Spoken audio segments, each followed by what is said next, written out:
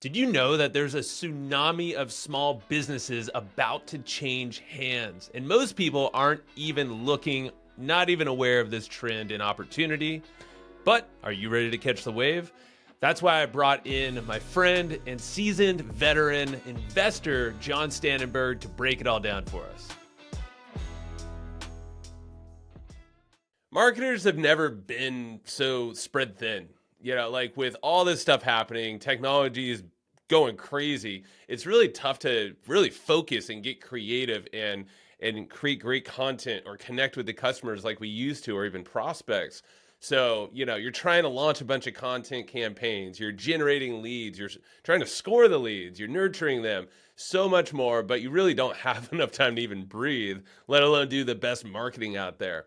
But HubSpot's trying to fix that for you. They have a new AI. It's built into the system called Breeze. So it combines their marketing hub and the content hub with all these different cool features that help you automate and, remix your content into a whole bunch of different types, score your leads in a better way, and actually have a nice look at the analytics and everything that's going on in your business. So I would recommend to stop spreading yourself out so thin and start making some big moves with HubSpot. You can try it out for yourself. Go visit HubSpot.com/marketers to learn more. Hey, before you get into the episode, I urge you to hit pause and go check out the AI Digital Mind. It's like a digital twin of this podcast and a whole bunch of other content I've released. Go to hustleandflowchart.com/AI Joe. It's hustleandflowchart.com/AI Joe. You can literally chat with this podcast with me and my guests in text, audio, and video for free. If you want one of these made for yourself, if you're interested, go to hustleandflowchart.com/interest, and we make these things out. So enjoy. Let's get to the episode. Jon, I'm happy we're doing this, my friend. Thanks for taking the time. Thank you. I'm truly excited. We've been talking about doing this for a little while. Yep. Here we are. This is the perfect time, the perfect day. Let's do it. It is. And there's some cool stuff we've been making on the side too to support what you're doing. And, through setting up, everybody here on the podcast probably knows about Delphi already. So hooked you up with one of those, and Been great. I love it because I'm out there telling people AI is changing the world, and then to show people and use it and get them introduced to it, and it continues to get better and better. And so it's really been fun to have that supplement me 24/7. We'll talk about it. I'm curious how you've been using it, because everybody's using it and throwing it out there in different ways. But I really want to dive into this whole concept that you've kind of, I don't know if you would say it reinvented your career, but it came later in your career, huh? No, I think it is of sorts reinvention. I've been reinventing my career from the beginning of my career, because I don't think, for me anyway, for who I am and for what I like and for how I see the world, and how quickly the world is changing. Yeah. What they used to say, like my grandparents had one career. Yeah. Right? They did it for 30 years. And maybe my parents had a couple of careers. And now I think about my teenage daughter. How many careers is she going to have? She will have a career. Maybe she won't have a career. Probably not. I don't even Yeah. know, right?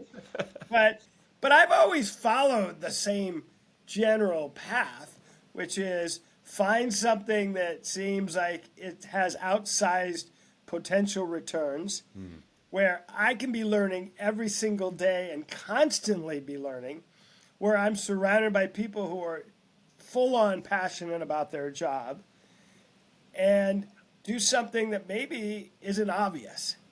I like that. Yeah. And so outrageous returns, people, and just kind learning, of cover. Yeah, learning. Right? Inspiration.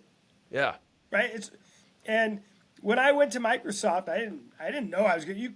If you had asked me at a business school, are you going to go work for a tech company? Like, that wasn't even a thing. Right? Yeah. And I went because the people there were mind-blowingly intelligent and challenging, which is what I like to be around. And then venture capital. It's funny to think, when I did venture capital 30 plus years ago, I had to explain what it was. Like, that's hilarious today, right? Like, of course, venture capital, but literally, of course. Yeah. I don't know why this thought just came to me. It's like when I went to Burning Man before people knew what Burning Man was. Right? You Then actually you're went like, though, right? they're Yeah. like, shh. Yeah. Yeah. That's our But it's group. funny. And now I'm doing this new, not new, but relatively under the radar asset class called search funds. The people in the search fund world are kind of like, shh, don't tell anyone. It's really good. We don't want a lot of people in it. And I want to tell everyone because I think it's one of the greatest entrepreneurial engines in the world. And it is the time for it with the baby boomers aging out and with Right. AI. And we can talk a lot about that. But here I am. No one had ever done a fund of funds for the asset class. And if you look at mature asset class, like venture now or hedge funds or big private equity, they all have fund of funds. And so I thought this gets me right back doing what I love doing, kind of being early, kind of Yep. seeing out there a little bit and working with great people. So there's a lot of things. Yeah, a lot of angles. So like, I mean, you grew up in what in Buffett. Nebraska, right? Yeah. Warren Yeah. Buffett. Yeah. Warren Buffett fan from what, early days or what? Early, well, he was a neighbor. I Oh, mean, really? yeah, Even cooler. in the neighborhood, wasn't next door, but we would go to his house. Really? Yeah, we went for the 4th of July. My mom and his wife were very close. Uh-huh. But he wasn't Warren Buffett then. He was just Some guy. I called Warren. Okay. So, but yeah, I mean, but I was a devotee, if you will, early. Like everything he said made sense to me. Yeah. And the only unfortunate thing is my parents didn't buy the stock early or hold on to it late. So Just listen to Warren. He's got a good idea. right, but it shapes who I am today. It shapes how I think about the future. It shapes how I invest. And not just on the money side, but the authenticity and the integrity and and how you treat people and how you work with people. All of that's part of what Warren and Charlie were about. That's right. Yeah. But I would say he was kind of one who really made value investing a real term and something people understood. I think what I'm doing in low-end private equity investing is value investing. Yeah. Buying good companies at fair prices and have great people run them. That's Not right. complicated. I like to call it good boring. I mean, it's great. Yeah. It's not gonna, it's not. I mean, it could feel like a shiny object to some people, if you like boring stuff, which is awesome. But yeah, it's probably not Well, going to let make me the just biggest say, headlines. it's always funny, in a perfect world, you go to a cocktail party and you get to tell everybody you just created the coolest new AI robot, Right. and everybody gathers around. When I go to the cocktail party and say, we just bought a pool cleaning company, they go, I'm going to the bar. Yeah. Talk to that guy over there. That's right. I mean, like AI is fun, and we're both in it in our own ways. And like you said, it's very challenging. I was just hanging out in San Francisco the other week with Delphi and the founders and team. And I was like, man, there's just like a whole different way of thinking and the vibe. I mean, I know you went to Stanford and spent a lot of time up there, but yeah, it's a different feeling, Well, it's funny. I was saying to someone yesterday that venture decades ago was more like the vibe I'm in now. It wasn't, I got to go shout to the world. We didn't have the platforms to shout to the world. Right? And everything was about attention grabbing. It was, let's go be super entrepreneurs and create something that's so cool that we're going to sell a lot of it. It wasn't what I consider to be kind of a different game today of, can I create this cool pitch deck to raise the most money to somehow throw spaghetti against the wall, make it stick, and then walk away with lots of money. And that's like the goal. Yeah. And it feels, now that's not true for everyone, but much more than it used to be. And even I'll call them the kids, even young adults who are going into it, they take a different mindset. I'll go for 6 months. If my options look like they're doing well, great. Otherwise, I'm moving on. Yeah. Right? That's a different mindset. Yeah. Right? I'm now, back in the day, it would take a couple $1,000,000 and you'd have to spend 2 years writing code. Like, literally, like, think Dedicating about that. everything Like to it. code Yeah. is being written like that. We really, it was all engineers in the beginning Yeah. just to get a viable product. It's And it took a long time. a long time, a lot of money, a lot of, hard disk drives. Yep. Yep. Big ones. Right. And that was actually part of the defensibility, Yeah. right? Because The moat. not everybody knew there couldn't be too many competitors, It's like, no, who's going to want to do this? Right. I can. Yeah. right? Or like, who's got the money to buy all those servers? And Yeah. so I like being around that ethos of this, search funds are one kind of low-end private equity. I should just, for definition's sake, for setting it, Absolutely. Yeah. let me just say when I'm talking about this, I am talking about we invest in companies $2 to $5 million in EBITDA. So maybe they're $15 to $40 million in sales. Okay, Yeah. and they are not generally tech companies. They might use some tech now. Everybody's using tech, but generally they're not trying to be a 10 to 100x return. I mean, you mentioned a pool company, right? And Oh, I baby get boomer. Yeah. meter readers, street cleaners, plastic parts, you name it, Yeah. and whatever small business you can think of, right? Yeah. That's really what we're buying, and it's in our first fund, which we closed last year. We're going to have 200 of these types of companies Wow. Okay. across 150 industries Got you. across North America. So, but it's funny, if you drive down the street, you walk down the street. I did this yesterday with someone. I said, you see that post? Somebody's making it. Uh-huh. Yeah. Right? You see that light? Somebody's making it. And the things in that light, somebody's making it. The bolts holding up that pole. And you don't Everything. think Yeah. everything.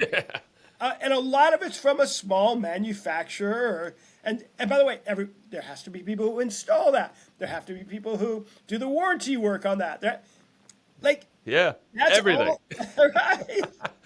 So, I And mean, America's really good at this stuff.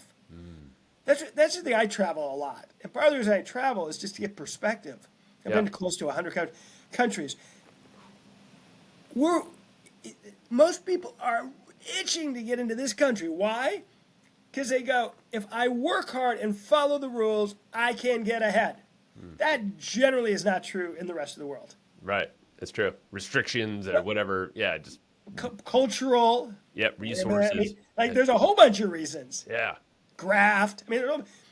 This country, we don't need to make America great again. We just got to make sure the middle class and small business crush it. And they are. Yeah.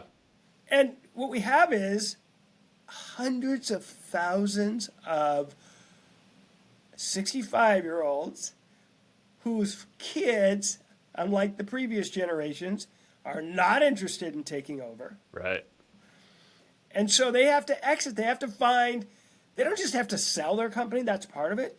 They have to do it in a way that preserves the legacy, takes care of the employees.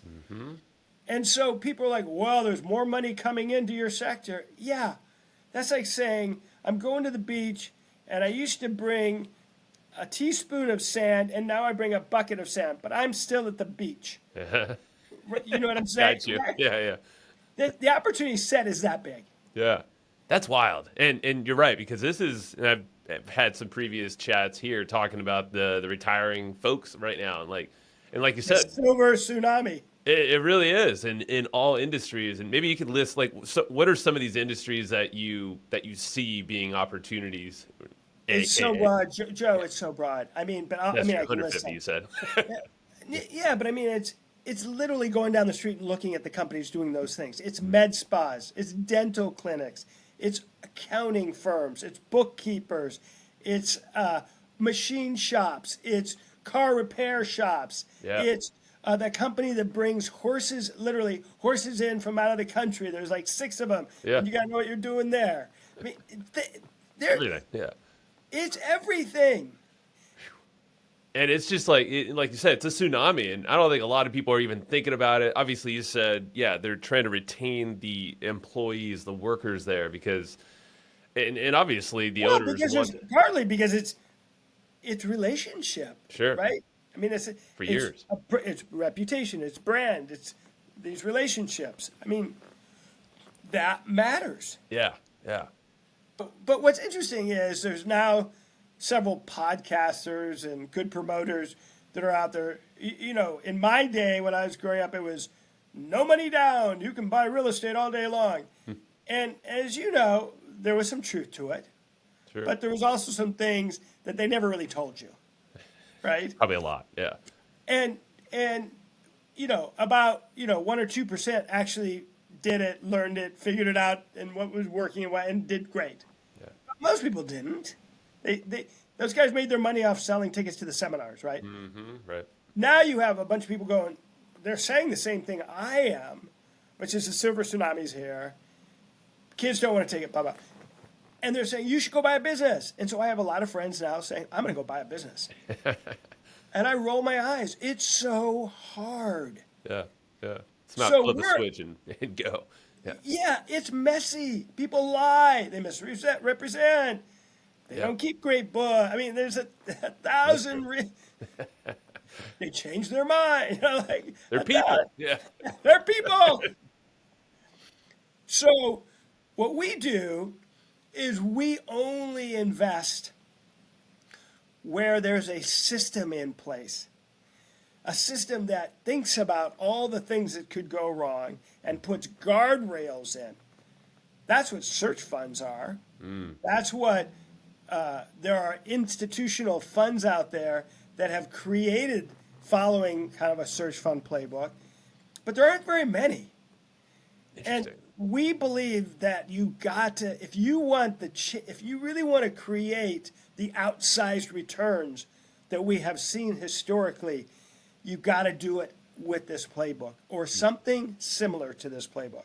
There are variations on it. People are coming up with new models.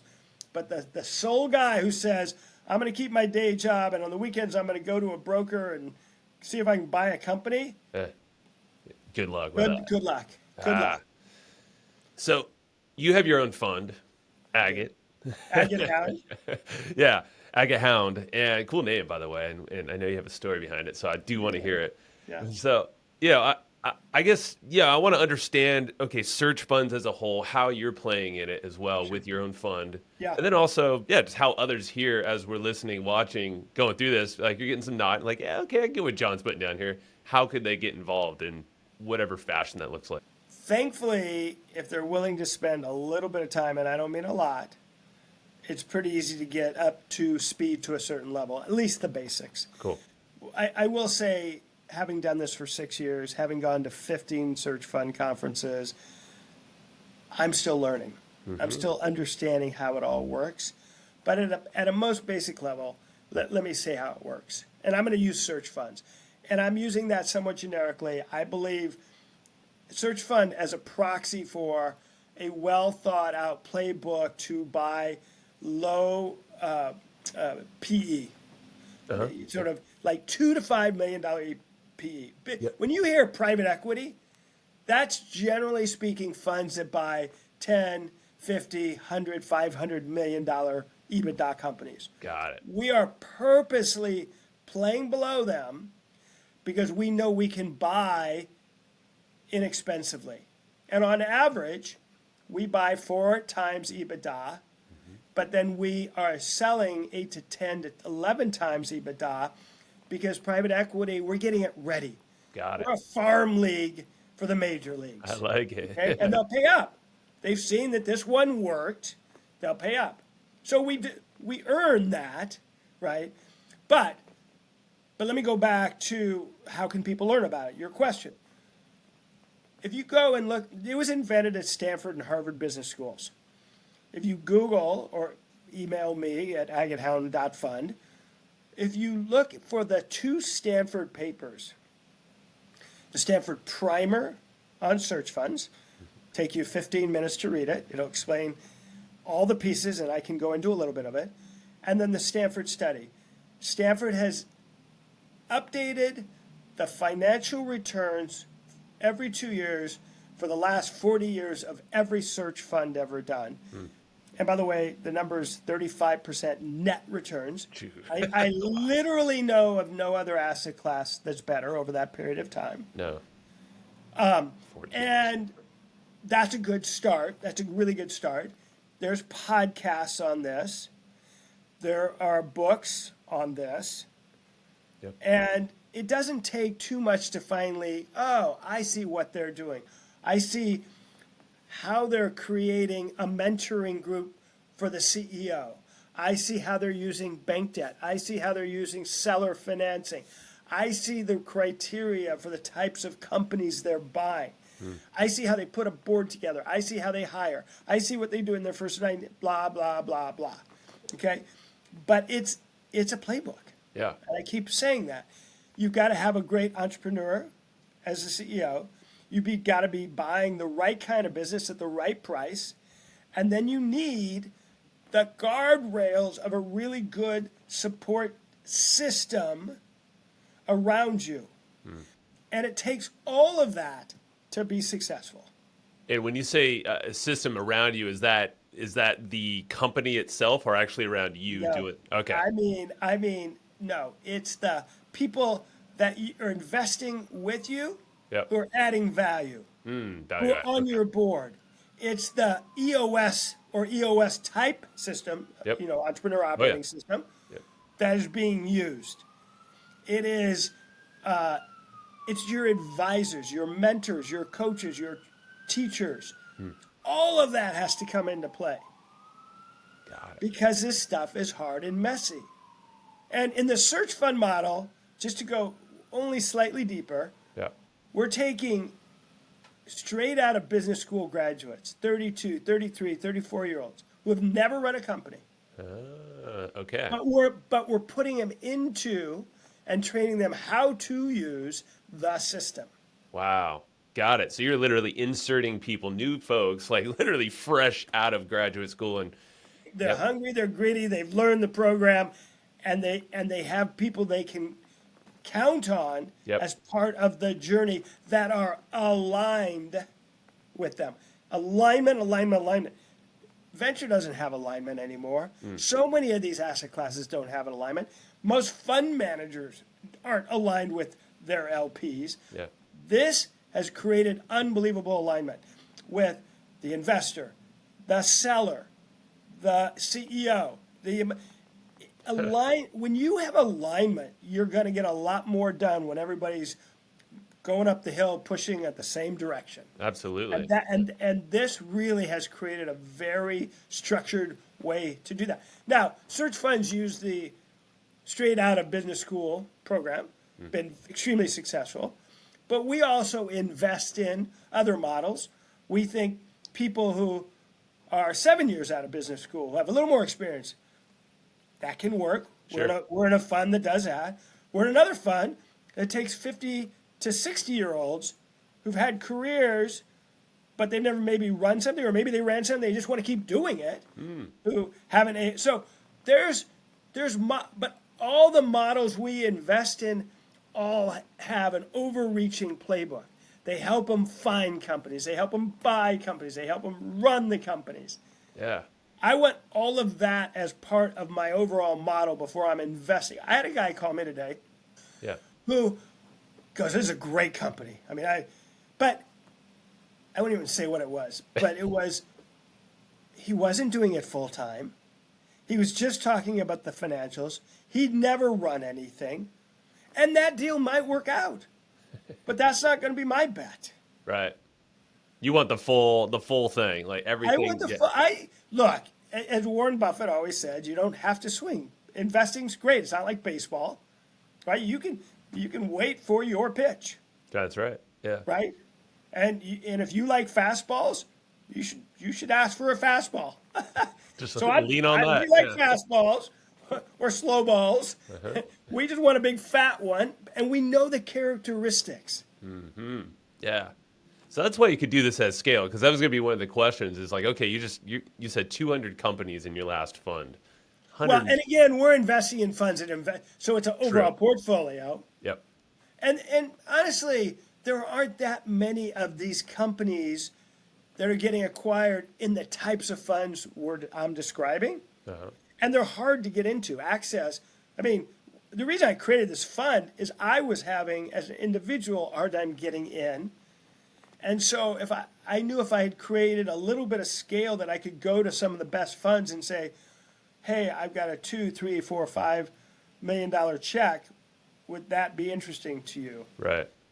I am the biggest investor in my own fund, speaking of alignment, because I did this because I wanted to have exposure to it in my overall portfolio. And also, this is what I want to do every day. I want to talk to these entrepreneurs. I want to see if I can be helpful. Yeah. I'm still passionate about tech. I did tech for 30 years. I want to be thinking, how can I help them think about AI tools? There you go. Actually use it as a tool to expand. Yeah, for sure. Right. How can I add value to the ecosystem? Yeah. Not going to say, I don't have the personality to go, okay, here's my bets, go do whatever you want. I mean, of course, they're going to run their companies better than I ever could.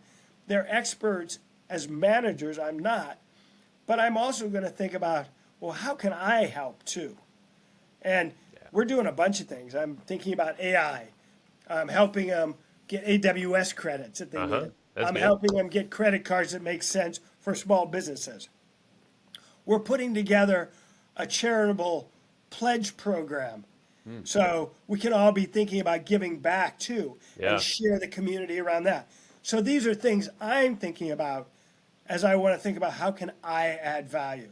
That's cool. And it's more fun too. And it's obviously, it's all about having fun. And I know you're all about that. We'll talk about some of the other cool AHF, you thought it stood for Agate Hound Fund? I did. Always have fun.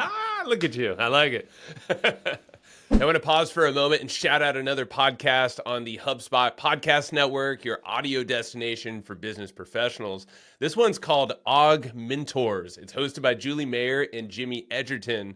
And these two, they're a pretty cool duo where one is, Jimmy is a lot more on the loose side. I would say that Julie brings it in and keeps us focused on mentoring and movement.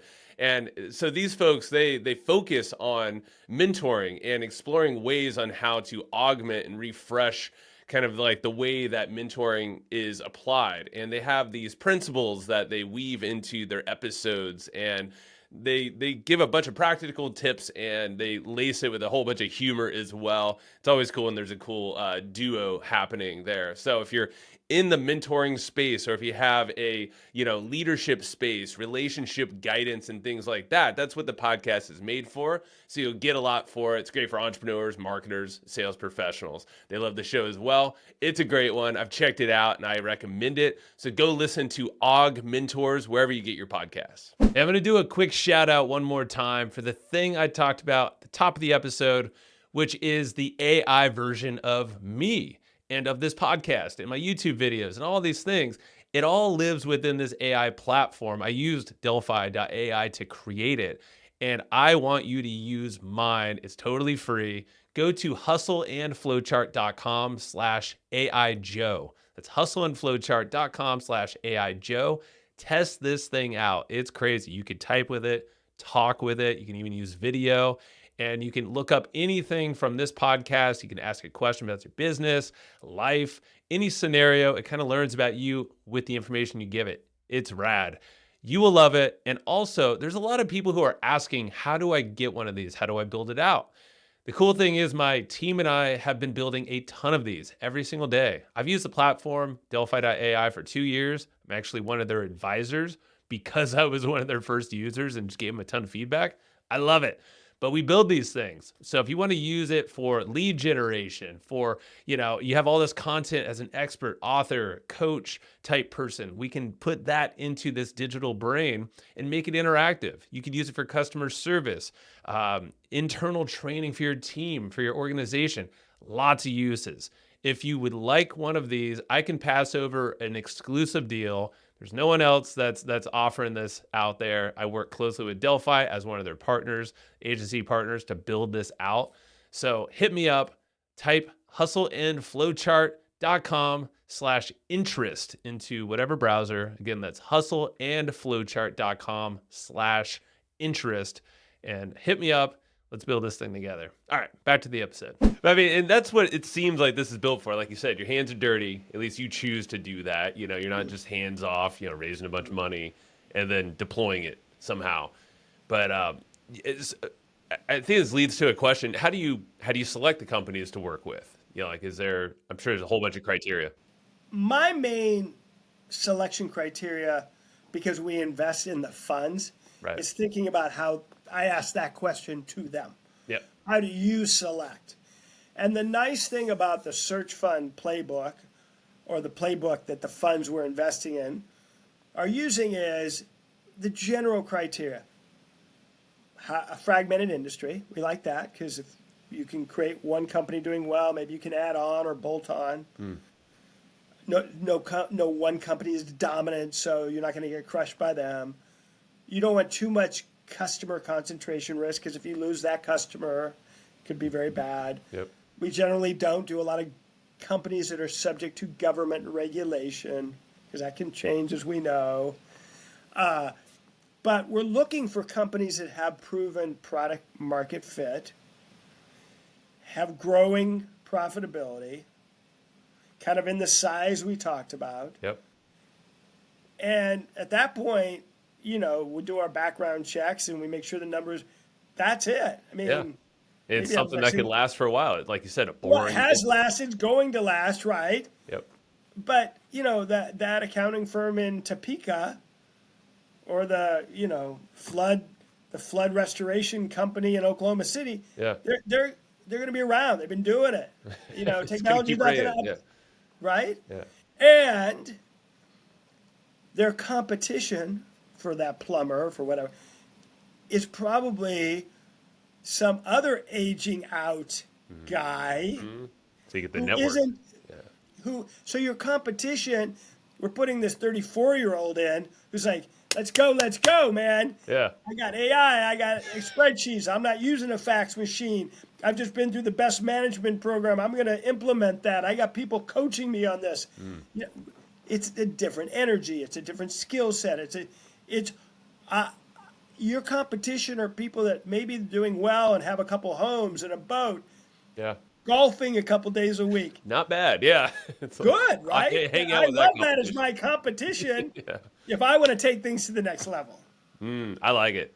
I think the thing that rings true the most is like you literally have so much support for the CEO that's coming in and the team they're bringing in, the advising. I mean, especially going into a whole new space. Yeah. If you think about it, no successful company is an island. No.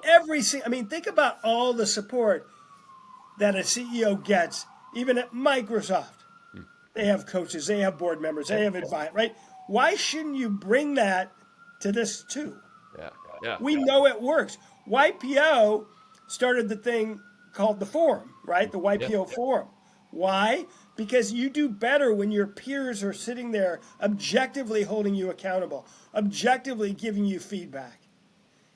This is not rocket science. We know it works. It's a best practice.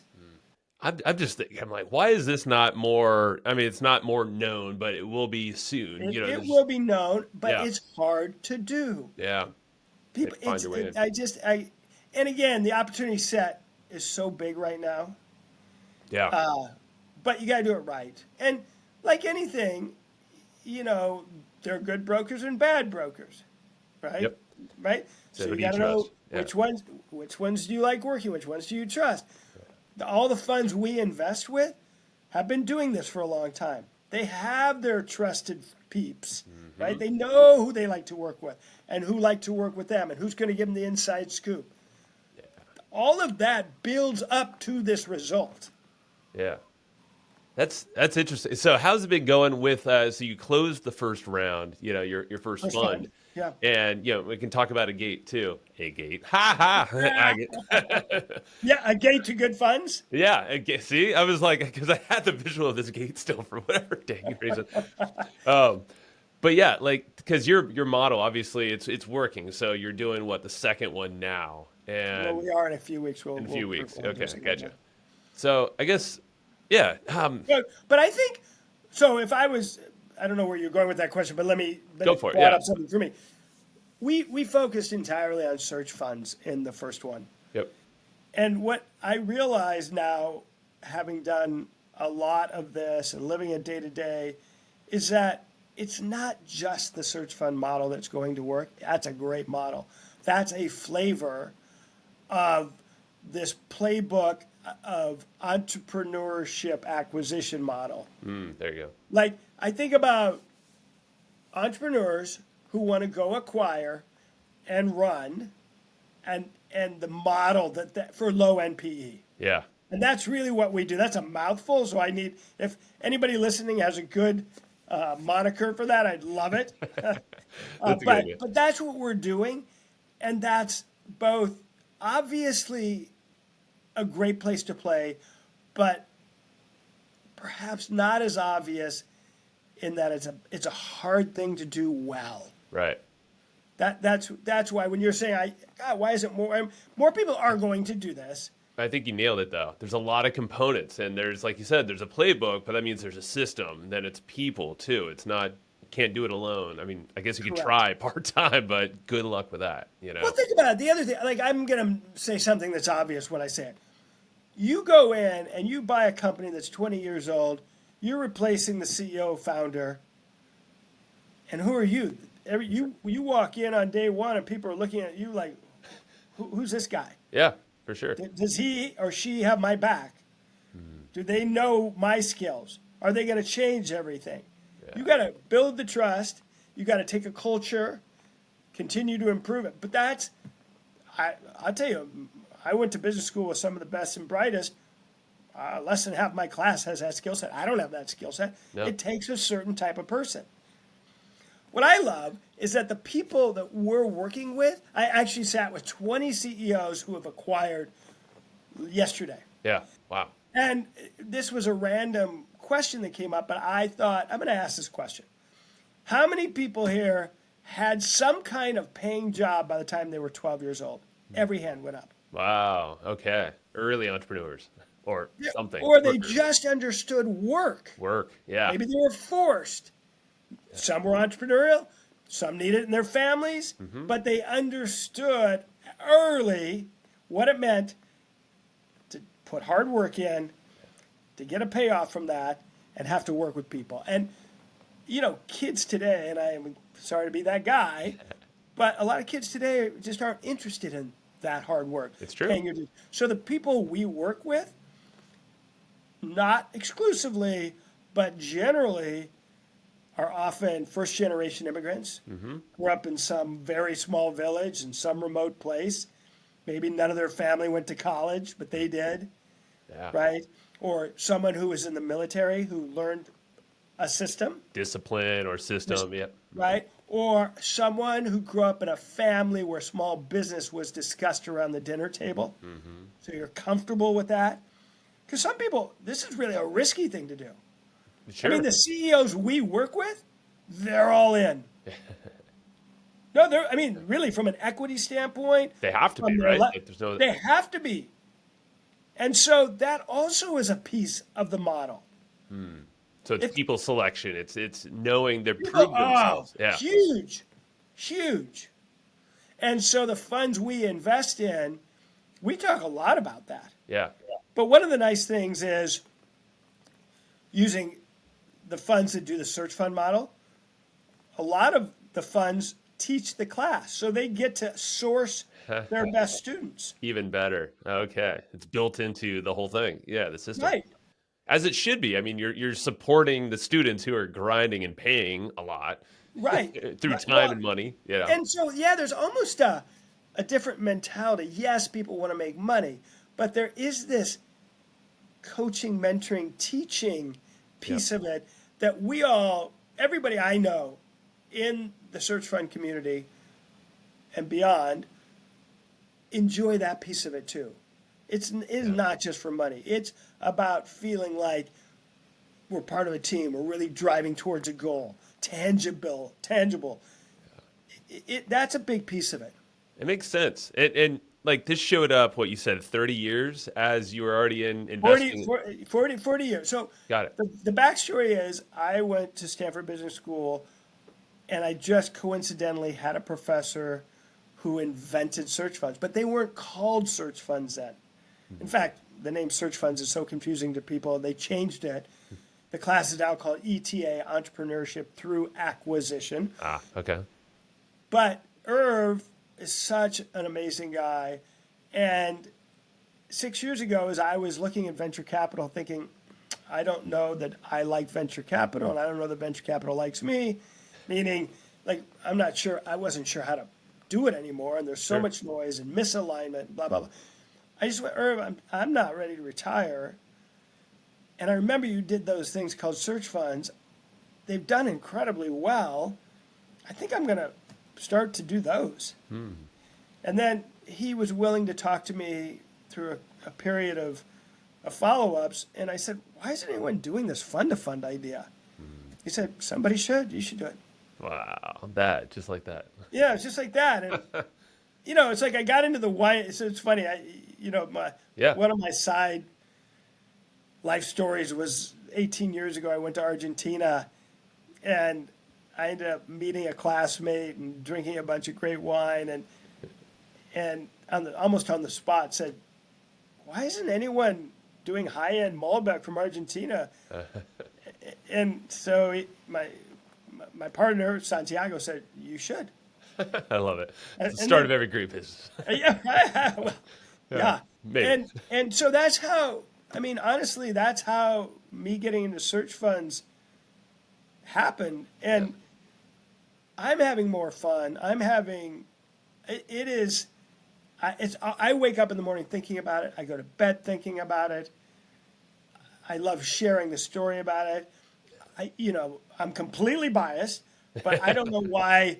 If you've got some money, you don't have exposure to it. I now have created a way for people to have exposure to it. Yeah.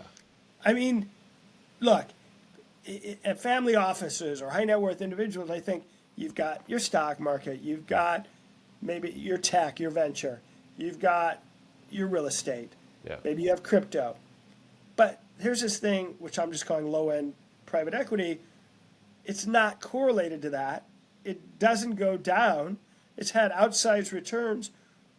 Okay, maybe 20% a year isn't sexy, but I think it's really sexy. I mean, It's pretty Warren damn sexy.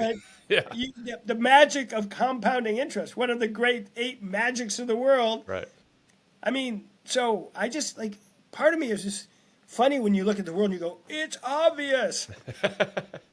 We start looking at the math too, and then it's Oh logic. my God, no, I know. There was a guy this weekend when I was at this conference, he said, well, I just think about math. He goes, how many people here know what 8 to the 4th power is? And the 4,096.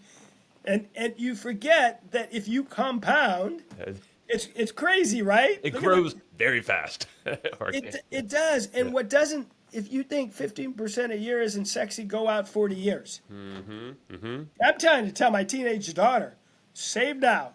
Just keep saving. Yeah. Yeah. Even if and so that's what I'm doing. That's where I'm at in my life. I don't need the 100 X's at this point. Sure, they're fun, they're exciting, and so is going to Vegas. But right? Like, At least you know you're getting at there. Yeah. right. So, Well, and I think that's the cool. The reframe maybe when it comes to investing, especially when the word fund comes around. Yeah, typically it's correlated to VCs. Honestly, I don't know if everyone totally understands even the fund concept because it's not like it's just advertised for everyone. no, it's true for You got to sure. kind of know the right folks, right? You do, and there are variations on a fund, but in our case, what we said is, let us be stewards. Let us figure out within this asset class the best investors. Let us make sure that we're tracking them, helping them, reporting on them, keeping them honest, if you will. And you don't have to think about it. We'll do all that work for you. Yeah. From the financial work to the selection to the curation to the ongoing management to the value add. That's what we do. And what it leads to in our case is a very diversified, almost index fund like or ETF like portfolio of great small American business. Like you said, 150 different industries. That is in the first one you did. Right, and second one will too. But Cool. but we're like, if you believe in American small business, this idea is probably a pretty interesting way to do it. I mean, so if people listening here, like how are you having these conversations? I guess, yeah. And obviously, we mentioned Delphi. That was one of the reasons why you even reached out to me. Yeah, they should talk to me on my Delphi avatar. Seriously, that's Agathound.fund. I guess you'll have show notes, maybe. Yeah. And people can, I've got an email on there if they want to reach out. I've got a number of papers and podcasts and resources on our website. I can recommend books. Sure. It's not hidden. Yeah. There's a lot of information. It's really fun to get into. The best part for me is hearing the stories of the entrepreneurs. Well, that's what I was going to like. It's kind of like why I have this podcast. I get to learn new things. I get to, ideally, it's giving value to everyone who's, yourself, but also listeners and watchers. But it keeps me fresh. And it's like this. Yeah, you're constantly, oh, wow, that's a new problem to solve. Or that's a business doing, like, creating immense value. Let's make it create more. Well, let's make it create more. But also, I think people are overwhelmed with the change that is happening and is coming. How do you? And what do you think what of I mean that? by that is tariffs today, tariffs tomorrow. Who knows? Yeah. Globalization, deglobalization, right? Jobs, no jobs. Right? I mean, we are in the midst of probably the greatest change in the history of our world. Certainly in business. We've never seen anything like that. Yeah. And so how do you, in the 1960s or 70s, you said, I'm buying a house, I know it's going to be worth more. True. I don't know that today. Right. But what I do know is that for the next 10 years or so, American small business is going to be solid. Why do you? Yeah. Like, what's the story in your head? Like, what's that thing that makes you so confident? Because these services are essential services. You're still going to need a plumber. Yeah. You're still going to need a pool cleaner if you have a pool. Yeah. You're still going to need your teeth. Like, these Just are investing in the roots of everything. Yeah, the foundation. the basics, Yeah. right? It's That really you're not not- sexy at all, but it is sexy. Yeah, when you're like, this needs to happen. So, And you've got this great transition. You've always had some transition. There's never going to be a transition like this one in our lifetime again. that's true. Population numbers just say it all right there. Demographics. Yep. That's wild. And so, from all your travels, 100+ countries, you said, America being like this unique bubble that, if you're here, like, are there opportunities like this you see in other countries? Oh, so that's a really interesting. So let me tell you a little bit about that. Yeah. So 14 years ago, 2 schools taught search, ETA. Yeah. This thing we're talking about. 2 business schools, Stanford and Harvard. Today, 25 business schools teach it. 6 continents, there are schools. So I had last night on the train ride home from the airport, spoke to the first woman. She's the first searcher, happens to be a woman, in Taiwan. Cool. No one had ever used this model to buy in Taiwan. Wow. There's a couple in India. There's a couple in Japan. Europe has certainly gotten bigger. There's several business schools in Europe. So the ads, Canada, it's quite large. Mexico, Spain. So yes, the demographics are true throughout the world. Yeah. So It's just, again, it's the playbook, right? It's the model, which ironically, your Delphi, well, explains that really well. Actually, I was typing. I was just like, okay, some of these terms. So this is a hint to anyone listening and watching. We will link your Delphi and go to town because it's incredible. Yeah, the amount of, and I know what we put into it. It was a lot of direct. yeah, well, we put in like 300 plus documents and from the videos. source too. Right, which is amazing. It is, and I got to thank you because that's not everyone creates these as robust. That doesn't have to be your content. It's stuff that you would reference and point people to anyway. Stuff Now I've it's been just like, learning about. I mean, it's the same source material that's taught in the business schools, taught in these classes. That the podcast I've been learning. So cool. yeah, it's just a nice way to aggregate it, and you can go in any direction with the avatar and the Delphi, Yeah. and it's really fun. I actually love showing people. I even go. Someone said, "I asked your favorite wine, and it said your wine." Yeah. I said, yeah. As it should. Really nice Malbec. Yeah. Well, I guess like in all these, I don't know. Yeah, because I'm curious about the whole vineyard thing too. Like, does this happen often where you're just like, I'm gonna start another business, or like through this fund, or fund of funds? Sure. Do you go no, down? I mean, the truth of the matter is, I am an entrepreneur. I like starting things. I like being at the beginning of things, and it's more where I look at the world and I say, nobody else was going to have Santiago, this incredible winemaker. The land in Argentina was rich, luscious, amazing vineyard land that was 1/100th the cost back then of Napa. Yeah, wow. So they're the arbitrage, buy right. Yeah, yeah. I don't want to say it was always a dream of mine, but I love it. I went to Napa being at Stanford a lot. I like the beauty of I'm a foodie. I like the culture. I like the people involved. All of that combined. In my mind, I'm always saying, if I put this with this with this, and it's funny, I did the wine. By the way, I have to. What do you got? You got a little bit? Ah, there you go. Hand of God.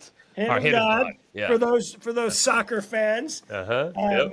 might know a good Argentine reference around that. But what I was doing is I was saying, how do I combine a bunch of my passions? Because we're only so many hours in a day, only so many minutes in our life. Are we doing the things that really hit a bunch of buttons at once for us? That's what I always try and do. That's and cool. so the wine did a little bit. The wine, it turns out, and by the way, I'm selling the wine business after 18 years. So your listeners, if there's any left, get a big discount if they email me. Yeah. Okay. Well, you know where my email's going to be going after this. 40 cases left or something. But what I did with my wine is I used it as a way to create community in private equity. So I've done 1,000 wine dinners using my wine, creating community, which has led to deal flow and ideation and other people connecting. So what I'm always trying to do is combine the life experience into something that's more solid from one. It's the 1 + 1 = 3. That's right. Yeah. And why not? Like you said, we're all living this life our own way. We have the choice. So always have fun, of course, is the motto right there in your chest. But at the same time, it's just incorporate everything, especially being an entrepreneur. And most, if not all, listening and watching are. So we all have the choice. We have the ability to create these lives. So why the hell not? Why are you selling it? I'm curious. Oh, why am I selling? Well, no, it's a good question. So I'm keeping a little bit. I'm building a house. Okay. But first of all, someone made me a great offer. Can't go wrong. So, Yeah.